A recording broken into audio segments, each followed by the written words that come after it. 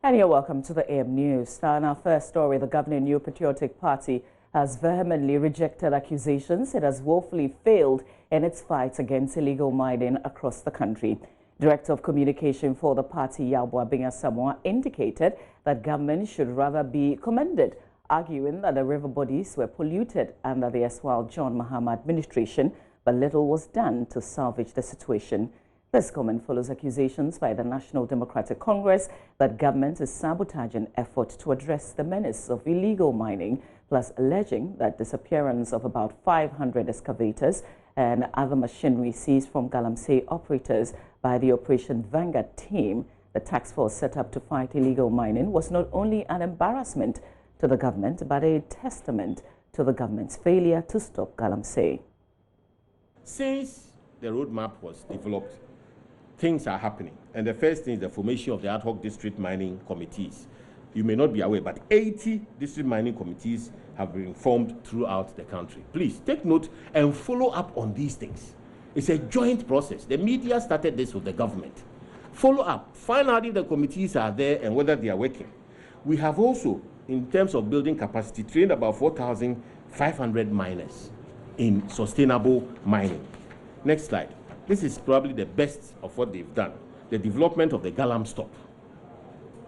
The development of the Galam stop. These are all people who have been trained in small-scale mining. This is the Galam stop. Now, the Galam stop is a software that is capable of putting in all the data about small-scale miners. It automates mineral rights, it monitors the life cycle of licenses and permits, and makes acquisition of mineral concessions easier, faster, and transparent. So you can see the processes involved in the Galam stop from circle to circle. We have also vetted miners. When we came in, 1,300 small-scale companies were said to be mining. We have vetted 900 out of them. As a result, the directors of those mining companies, their company and personal TIN numbers, and the actual locations of their concessions were verified and uploaded onto the Galam Stop software. Subsequently, MMDCs and other stakeholders were given the list of compliant companies. Now, companies that submitted their documents for vetting were given verification stickers embossed with QR codes to place advantage points on their concessions. Being versatile than the usual barcode, the QR code holds information on the validity of the mining license as well as the environmental and water permits of the company, in addition to relevant information. You know QR codes, the square thing with the black stuff on it, and it contains all the information you would require of any. Ideally, when the officers go in the field, they are supposed to scan the QR codes and make sure that all those miners are compliant. Yabwa Binga-Samoa also challenged former President Mahama to explain the explosion of illegal mining activities under his regime and asked the NDC to detail its plans in solving the problem. He is convinced Galamsey boomed under the Mahama administration. How does a party ask for the vote of the people when it has not demonstrated viable alternatives?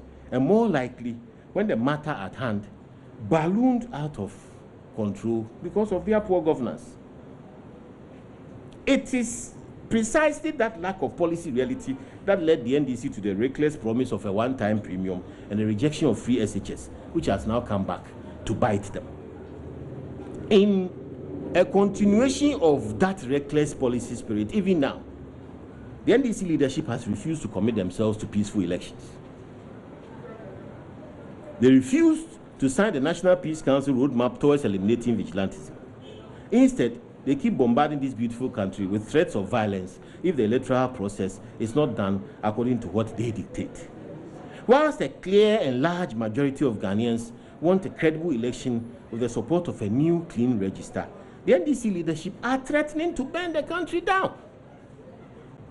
If all of us who are in the majority do not bow to their desire to go back to a register that has been declared by the service provider as technically unsound and can be restored only with inbuilt risk at a cost higher than a new one.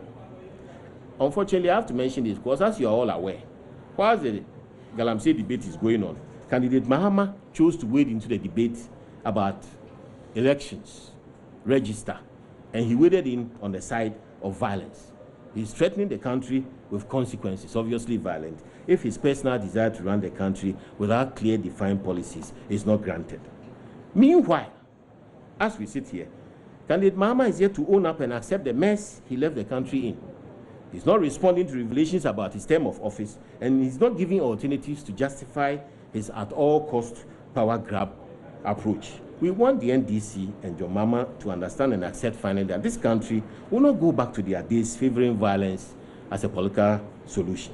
We have had 7 elections under the 1992 Constitution, and the pending 8th one will be peaceful, free, and credible. We in the MPP are committed to that. I want to repeat, fighting Galamsey effectively is a national security issue. It involves our peace and stability. The MPP is challenging John Mahama to justify the explosion in Galamsey activities in his tenure, with 2 ministers giving up on the fight, one of them citing orders from above. And we have to stay with the issue of Galamsey a while longer because the Ghana Institute of Foresters is calling for the suspension of all small-scale mining activities in the country until a proper restructuring of the sector is done. President Professor Samuel Kinsley Opong says this has become necessary because of government's plan to end illegal mining. He tells Love News the suspension will allow government and other stakeholders to reorganize the war against the menace. So, first and foremost, all activities regarding Galamsey must cease. And then we'll go through the thinking process again and see if we can re-engineer a better way of doing it. Because you cannot stop people from mining gold. You cannot say that we will not make use of the resources that are there. But the way we use them, the way we mine them is the most important. And there are many ways that we can do that. What is happening now is because there's an indiscriminate mining.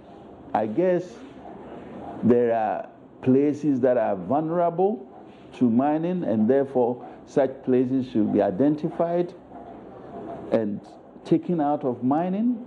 There are places that can be mined without any difficulty. We should encourage proper mining protocols in those areas. We should ensure that even after mining, there is reclamation plan to restore the area back to how it used to be. And the technical aspect of it is not a big problem. We have the know-how to do it, but maybe we are not being involved to do it. I think we should stop all and reorganize and rethink before we make a move. That is what I think. The issue of having community mining companies and so on is not a bad idea, but the point is, how was that launched? How, at the moment, I don't have any idea as to who can come together and be part of a mining company. What competencies did we look out for? What techniques, technologies did we look out for that these people could use in the mining process? I don't know whether all those have been considered. And I'm sure the government had to rush into this because the people are crying about their livelihoods. And therefore, they had to rush through. But we need to sit back, rethink, and then, I think, attack from another front. Now, the Ghana Health Service has taken delivery of personal protective equipment, PPEs, from the World Health Organization in support of the country's preparedness for COVID-19. The PPEs, which were handed over by the WHO country director here in Accra, will be distributed to health facilities designated for the management of cases should it be recorded here in the country. WHO has been supporting the government in terms of providing guidelines, not only in Ghana, but globally, providing guidelines in the area of case management, IPC, on ports of entry, on lab. And we know that as part of preparedness, health workers are the ones who are usually at the forefront and the first ones to meet cases. So it is important that they have personal protective equipment. So WHO today is donating some personal protective equipment as part of support to the preparedness. It includes gowns, masks, goggles, and respiratory masks and other types of masks. All this, we believe, will help towards supporting the current government efforts, adding to what the government has already begun to support. We have not confirmed cases yet, but we have not, about 21 suspected cases, all have tested negative. We need more PPEs so that the staff, the areas that we place them, if we have to stretch out to more areas. And then we also need to do more drills with regards to as part of our preparedness. We are aware that there is a gap in our preparedness, so we use this to address some of the gaps.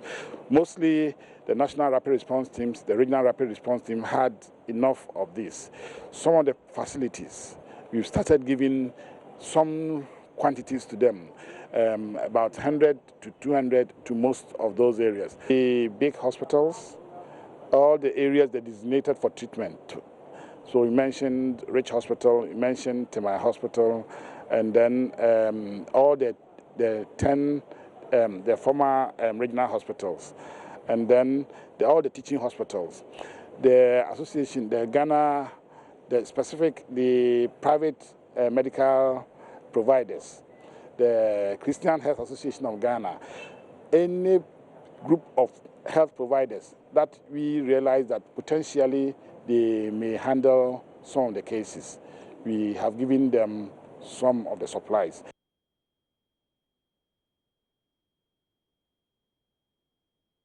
And before we go, the Ghana Bar Association is encouraging members and other law practitioners to pursue reconciliatory mechanisms in serving their clients. It notes alternative dispute resolution avenues in Ghana's legal system must equally benefit the citizenry rather than the conventional urge to go to court. Ashanti Regional Vice President Marie-Louise Simmons spoke at the launch of the arbitration and mediation rules of the Ghana ADR hub in Kumasi. That's Nana Senso-Mensah has more in the following report. Ghana's Judicial Service instituted the Alternative Dispute Resolution ADR program in 2005. It is part of the adjudication system to empower litigants to be directly involved in the dispute resolution process. Currently, 107 courts have been connected to the ADR program, as all district and circuit courts will be connected by end of 2020. Supervising High Court Judge in Ashanti Region, His Lordship Justice Kofi Akrowia stressed the potential of ADR will reduce congestion in the courts. He supports the GBA call for members to adopt reconciliatory methods to service their clients. Our court processes are now tending to de-emphasize technicalities and aim rather at achieving expeditious, speedy, and effective justice. Reference to Order 1, Rule 1, Stop 2 of the High Court Civil Procedure Rules of 2004, CR 47. The Judicial Service as a policy has of late been trying trading ADR facilitators across the country in its quest to open up the justice delivery system and to reduce backlog of cases, as have already been noted. I entreat our practitioners, especially our lawyers, to imbibe these ideals and to pursue more reconciliatory litigation than the old-time strict adversarial practice of the law. I also entreat our lawyers again, under this program, to seek to promote settlement by referring some cases from their feds to arbitration than always going to court or for full trial. This, in my humble view, in the end would drastically reduce the cases filed almost every day in our courts, and that helps reduce the crowded and backlog of cases in our courts. Ashanti Regional Vice President of the Ghana Bar Association, Marie-Louise Simons, entreats legal practitioners to take advantage of the ADR. But we know that litigation has its own ups and downs, and major among them of the downs being the high cost involved in litigation, and also the time that we waste in courts, as has been stated here. And we also know that ADR has its also good and bad sides, but the good sides, most especially for the businessmen, is that the cost is reduced, time that is wasted is also reduced, and most importantly, in terms of settlements and in ADR, since the parties themselves resolve and bring out what they want to be bound by, it is easier for them to abide by it than in litigation when an arbiter, the judge, imposes some judgment on them. President of the Ghana ADR Hub, Michael Osujan, says the ADR will aid speedy resolution of disputes.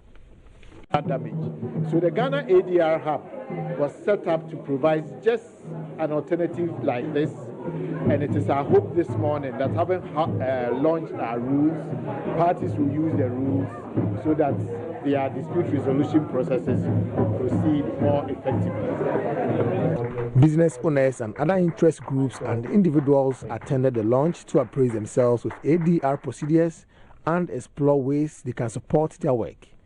Nana Asansumensa reporting. And that's all in the AM News for now. We've got a lot more news on myjoyonline.com. After this break, we'll come back and review the newspapers. My colleague Joseph Akable will join me in doing that. Stay with us.